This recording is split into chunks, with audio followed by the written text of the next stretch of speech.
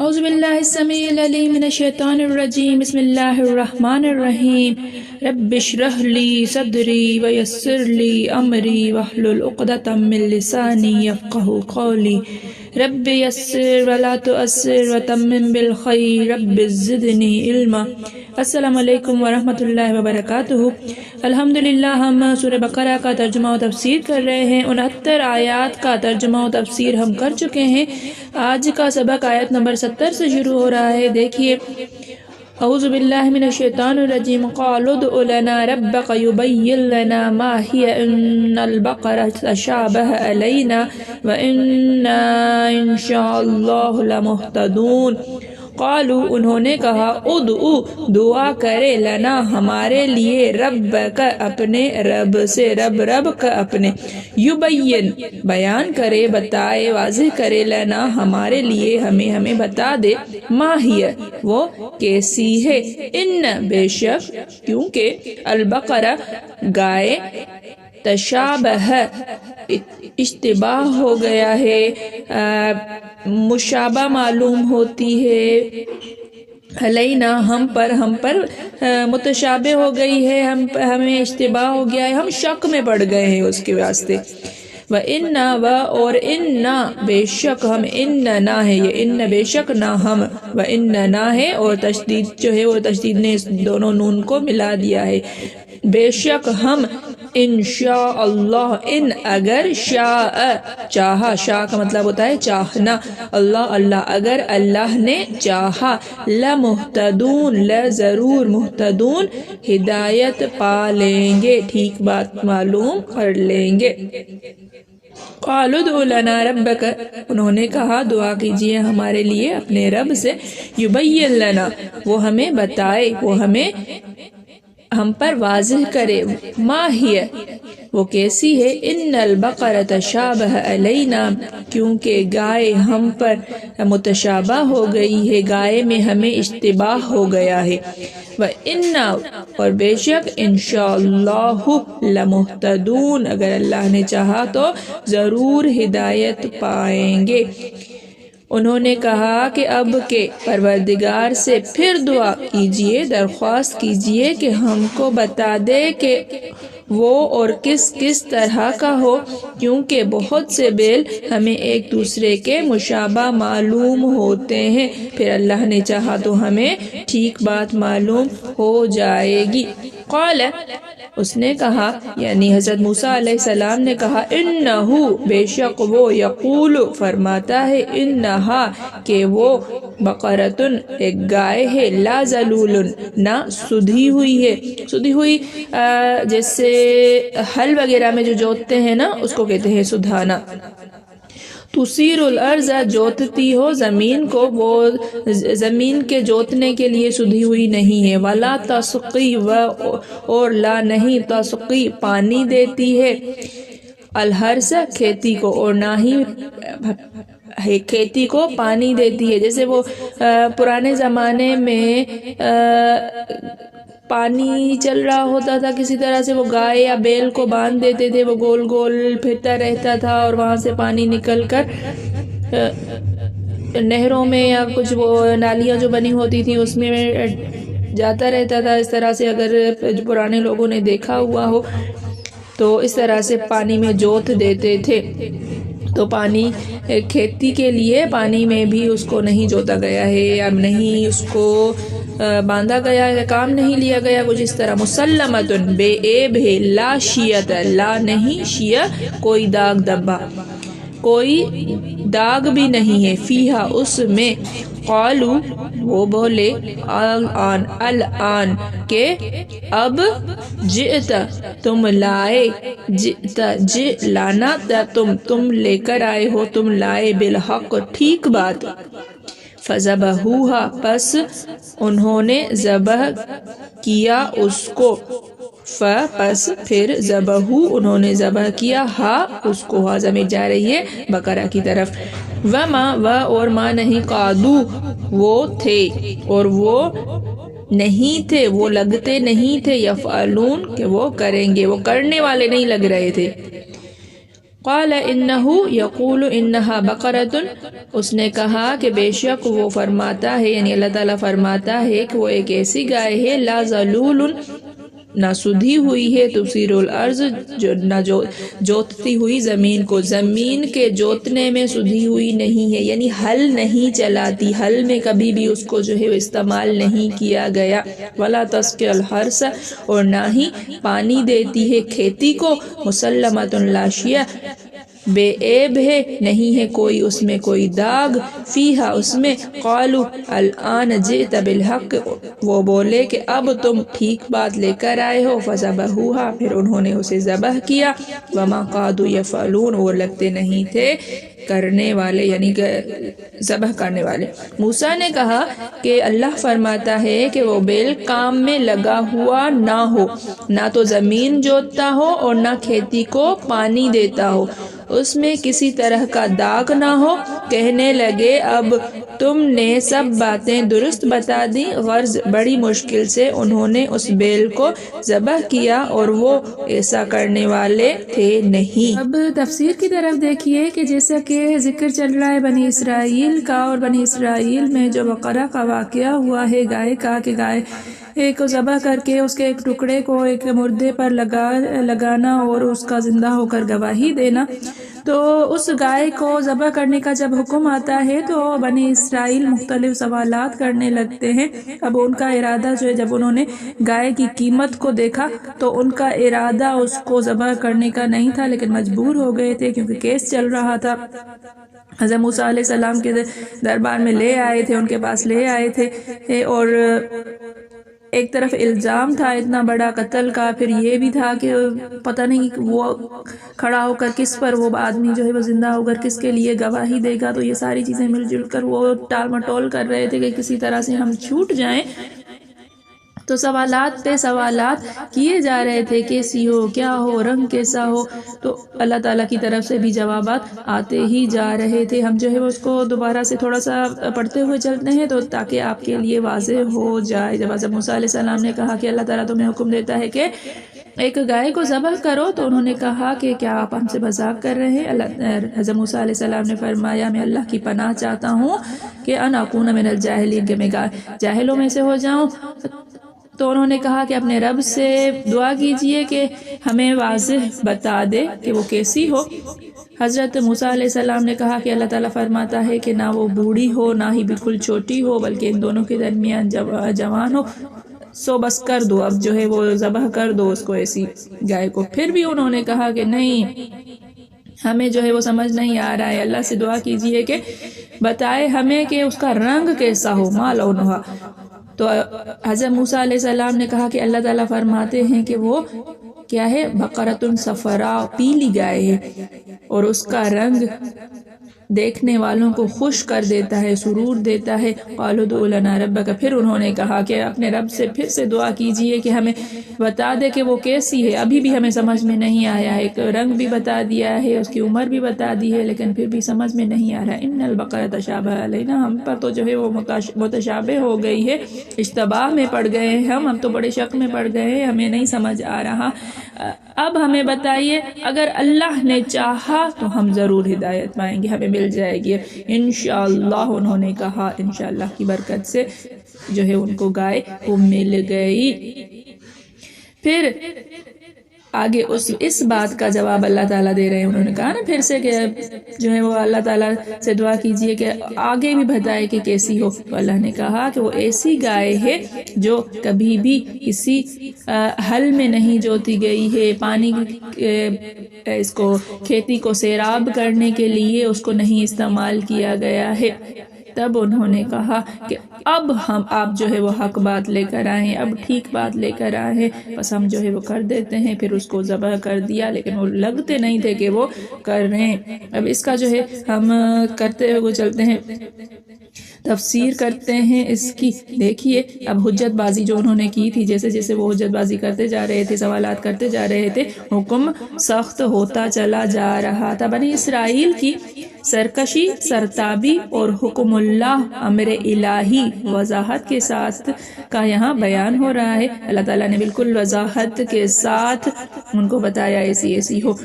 اب کیا تھا، حکم پاتے ہی اس پر عمل نہ کر ڈالا بلکہ شکیں نکالنے اور بار بار سوال کرنے لگے۔ ابن جریر فرماتے ہیں کہ رسول اللہ صلی اللہ علیہ وآلہ وسلم نے فرمایا ہے کہ حکم ملتے ہی وہ اگر کسی گائے کو بھی ذبح کر ڈالتے تو کافی تھا، لیکن انہوں نے پے در پہ سوالات شروع کیے اور کام میں سختی بڑھتی گئی۔ اب ایسی ہی گائے لانی پڑے گی ان کو جیسی فرمائی گئی ہے، یہاں تک کہ آخر میں وہ انشاءاللہ نہ کہتے تو کبھی بھی سختی نہ ٹلتی اور مطلوبہ گائے ملنا اور مشکل ہو جاتی۔ انہوں نے انشاءاللہ کا آگے ہم نے پڑھا نا، پہلے سوال کے جواب میں کہا گیا کہ نہ تو وہ بڑھیا ہے نہ بالکل کم عمر ہے، پڑھا ہم نے، بلکہ درمیانی عمر کی ہے۔ پھر دوسرے سوال کے جواب میں اس کا رنگ بیان کیا گیا کہ وہ زرد اور چمکدار رنگ ہو جو دیکھنے والوں کے دل کو بہت پسند آئے۔ حضرت ابن عباس رضی اللہ تعالیٰ عنہ کا قول ہے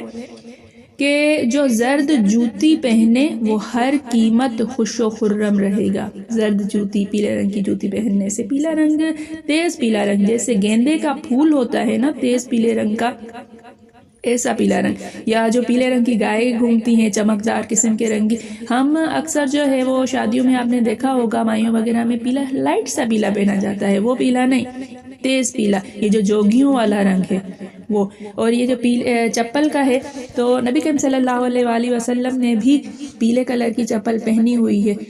یا تو یہ ہے حج کے موقع پر یا پھر فتح مکہ کے موقع پر، ان دونوں میں مجھے تھوڑا سا وہ ڈاؤٹ ہے کہ کون سے موقع پر، لیکن ان دونوں میں سے کسی ایک موقع پر، زیادہ تر مجھے جو یاد پڑتا ہے تو یہ حج کے موقع پر تھا کہ نبی کریم صلی اللہ علیہ وآلہ وسلم نے پیلے رنگ کی جوتی مبارک پہنی ہوئی تھی۔ اسی مناسبت سے آپ نے اگر دیکھا ہو کہ یہ جو جلوس جلسے نکلتے ہیں 12 ربیع الاول کو تو اکثر لوگوں نے پیلے کلر کی چپل پہنی ہوئی ہوتی ہے۔ پیلا رنگ خوشی کی علامت ہوتا ہے، پیلے رنگ کی جوتی پہننے والا ہمیشہ خوش رہتا ہے، یہ حضرت ابن عباس کا قول ہے۔ اور اس جملے سے استدلال کیا ہے تسر الناظرین، دیکھنے والوں کو خوش کر دیتی ہے، سرور دیتی ہے، اس سے بندے لوگ جو ہے وہ خوش ہوتے ہیں، یا انسان خود جو ہے وہ ایک چل رہتا ہے۔ پیلا کلر ایسا ہے، پیلا بھی کون سا، لائٹ پیلا سا نہیں، وہ تیز والا پیلا جو چمک ہو، جس کو آنکھوں میں جو چبھتا ہو، سورج کی کرنیں جیسے اس میں سے پھوٹتی ہوں، ایسا والا پیلا۔ بعض نے کہا ہے کہ مراد سخت سیاہ رنگ ہے اس پیلے سے، صفرا سے، لیکن اول قول ہی صحیح ہے کہ پیلا کلر ہے۔ اب اس میں جو ہے مختلف اقوال ہے نا کہ اس صفرا سے ان لوگوں نے کیا کیا مراد لیا ہے۔ اور ہاں یہ بات ہے کہ ہم یوں کہیں کہ اس کی شوخی اور چمکیلے پن سے وہ مثل کالے رنگ کے لگتا ہے، مطلب تیز پیلا جو جوگیوں کا رنگ ہوتا ہے، جو جوگی لوگ پیلا کلر پہنتے ہیں نا، اورنج ٹائپ جو ہوتا ہے، بالکل اورنج بھی نہیں لیکن اس طرح کا پیلا۔ وہب بن منبہ کہتے ہیں کہ اس کا رنگ اس قدر شوخ اور گہرا تھا کہ یہ معلوم ہوتا تھا کہ گویا سورج کی شعاعیں اس سے اٹھ رہی ہیں۔ تو رات میں اس کا رنگ سرخ بیان کیا گیا ہے، لیکن شاید عربی کرنے والوں کی غلطی ہے، واللہ اعلم، کہ دو رات میں جب عربی ترجمہ کیا گیا تو وہ اس کا سرخ رنگ بتایا گیا، لیکن یہ پیلا ہی رنگ ہے، تیز پیلا۔ چونکہ اس رنگ اور اس عمر کی گائیں بھی انہیں بکثرت نظر آئیں تو انہوں نے پھر کہا اے اللہ کے نبی کوئی اور نشانی بھی پوچھئے۔ دیکھیں پیلی گائے اگر آپ نے دیکھا ہو تو ایسی جو گلیوں میں گھومتی پھرتی رہتی ہیں، پیلی گائے ہوتی ہیں نا وہ والی، تو اس طرح انہوں نے دیکھا کہ بہت ساری گائے ہیں تو کون سی والی گائے، کسی کو بھی پکڑ کے کر لیں یا کوئی خاص ہے، یہ انہوں نے سوال پوچھنا شروع کیا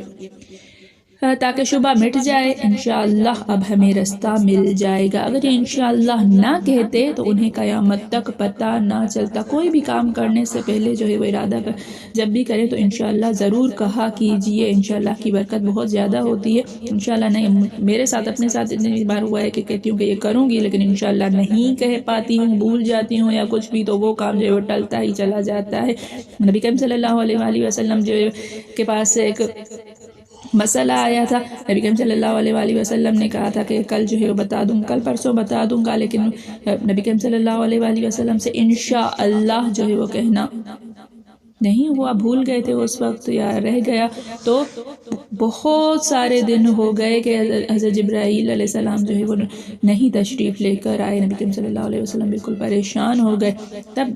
کچھ کافی دن کے بعد نبی کریم صلی اللہ علیہ وآلہ وسلم کے پاس حضرت جبرائیل علیہ السلام آئے اور اللہ کا پیغام لے کر آئے کہ آپ انشاءاللہ جو کام بھی کیا کریں اس کے لیے انشاءاللہ کہا کریں۔ تو انشاءاللہ کہنے کا حکم ہے۔ آگے پلاننگ جو ہے وہ اللہ کے ہی مدد سے، اللہ نے اگر چاہے گا تو ہوگا، ہماری چاہت کچھ بھی نہیں ہے، ہم یہ کام کریں گے، کوئی نہیں سکتا جب تک اللہ تعالیٰ نہ چاہے۔ اگر چاہا اللہ نے اگر اللہ چاہے انشاءاللہ نہ کہتے تو انہیں قیامت تک پتہ نہ چلتا، اور اگر یہ سوالات ہی نہ کرتے تو اتنی سختی ان پر عائد نہ ہوتی، بلکہ جس گائے کو ذبح کر دیتے کفایت ہو جاتی۔ اب جو آج ہم نے سبق پڑھا ہے اس کے اندر اوصاف بیان کیے گئے ہیں کہ وہ حل میں نہیں جتی، پانی نہیں سینچا، اس کے چمڑے پر کوئی داغ دھبا نہیں ہے، یک رنگی ہے، سارے بدن میں کہیں دوسرا رنگ نہیں ہے، اس کے ہاتھ پاؤں اور کل اعضاء بالکل درست اور توانا ہے۔ یہ ساری جو ہیں اوصاف اس کے اندر وصفیں جو ہیں وہ موجود ہیں۔ بعض کہتے ہیں کہ وہ گائے کام کرنے والی نہیں، ہاں کھیتی کا کام کرتی ہے لیکن پانی نہیں پلاتی ہے۔ ہر کسی کا اپنا اپنا قول ہے لیکن یہ قول غلط ہے، اس لیے کہ ذلول کی تفسیر یہ ہے کہ وہ ہل نہیں جوتتی اور نہ پانی پلاتی ہے۔ پرانے زمانے میں ٹریکٹر جب نہیں ہوا کرتے تھے تو بیلوں کو جو ہے وہ ہل میں جوت دیا جاتا تھا اور پانی نہیں پلاتی۔ وہی جو ایک ڈبو نما سا گول گول بنا ہوا تھا، کیا کہتے ہیں اس کو، مجھے یہ نہیں معلوم، میں نے ایک بار شاید یوں دور رکھا ہوا دیکھا تھا، اور پھر ٹی وی میں ہی دیکھا ہے کہ اس میں ڈبے لگے ہوئے ہوتے ہیں، گول گول بیل گھومتا رہتا ہے اور وہ ڈبوں کے ذریعے سے پانی نکلتا ہوا جو ہے وہ ایک نالی میں گرتا رہتا ہے اور اس نالی کے ذریعے سے زمین میں پانی جاتا تھا۔ اب تو موٹر لگے ہوئے ہوتے ہیں اور ان کے ذریعے سے ٹیوب ویلز لگے ہوئے ہوتے ہیں، ان کے ذریعے سے پانی جاتا ہے، یا پتہ نہیں ہے آج بھی یہ ہوتا ہے، پنجاب کی سائڈ شاید ہوتا ہو یا نہ ہوتا ہو، لیکن میں نے سندھ میں اب یہ نہیں دیکھا کہ بیل جو ہل چلاتے ہوں یا پانی کے لیے ان کو لگایا جاتا ہو، ٹھیک ہے، اس میں نہ کوئی داغ دھبا ہے۔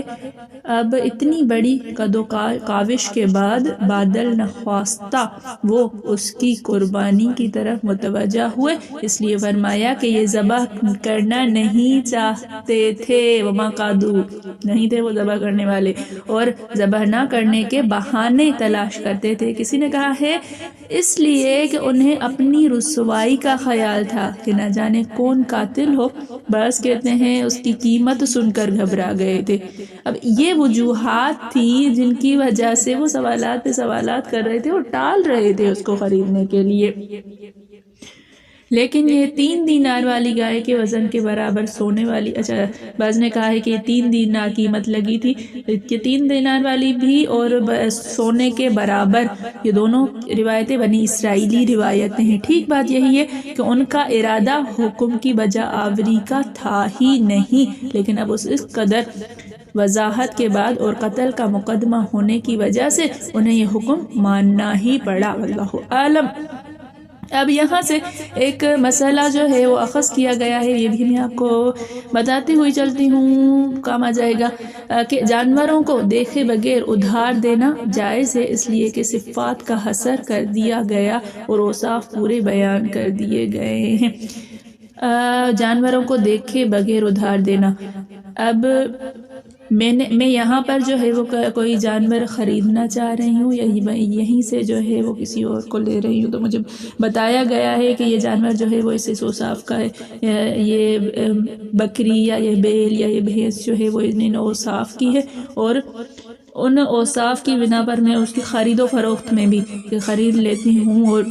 پیسے ادا کر دیتی ہوں اور آ جاتی ہے، تو یہ بھی جائز کہا گیا ہے، وصف بتا کر خرید و فروخت کرنا یا ادھار دینا۔ دوسری بات یہاں پر جو ہے وہ یہ بیان کی گئی ہے کہ کوئی عورت کسی اور عورت کے اوصاف اس طرح اپنے خاوند کے سامنے بیان نہ کرے کہ گویا وہ اسے دیکھ رہا ہو۔ اپنے شوہر کے سامنے کسی اور عورت کی جو ہے وہ تعریفوں کے پل مت باندھا کیجئے، مت اس کی اتنی تعریفیں کیا کیجئے، ایسے اوصاف مت بیان کیجئے یہ ایسی ہے، یہ ایسی ہے، ایسی ہے، آپ کے لیے ہی مسئلہ ہو جائے گا۔ پھر شکایت مت لگایا کریں کسی سے بھی۔ ایک اور آیت جو ہے وہ اس کے بارے میں بھی آپ کو بتاتی ہوئی چاہیے، مسلمۃ لا شیۃ فیہا، دیکھیے یہ والی آیت سورۃ 71 نمبر پر، مسلمۃ لا شیۃ فیہا، اس میں کوئی جو ہے وہ داغ دھبا نہیں ہے بے عیب ہے۔ اس آیت کے بارے میں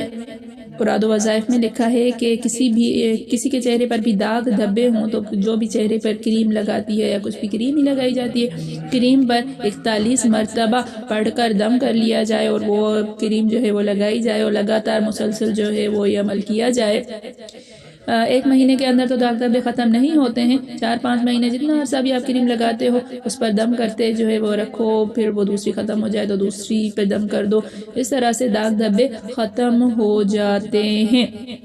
یہ آپ کے لیے ایک ٹپ تھی کہ کریم پر یہ والی آیت مسلمۃ لا شیۃ فیہا آسان سی 41 مرتبہ جلدی میں پڑھ دی جاتی ہے، یہ آپ کریں گے تو چہرہ جو ہے وہ شاداب اور چمکدار نظر آئے گا۔ قرآن مجید جو ہے وہ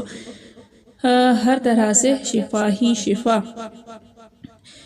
میرے پڑھانے میں، آپ کے پڑھنے میں، میرے سمجھانے میں، آپ کے سمجھنے میں کوئی غلطی، خطا، بھول چوک ہو گئی ہو تو میں اللہ کے حضور میں توبہ کرتی ہوں اور معافی کی خواستگار ہوں۔ ربنا تقبل منا انک انت السمیع العلیم۔ السلام علیکم ورحمۃ اللہ وبرکاتہ۔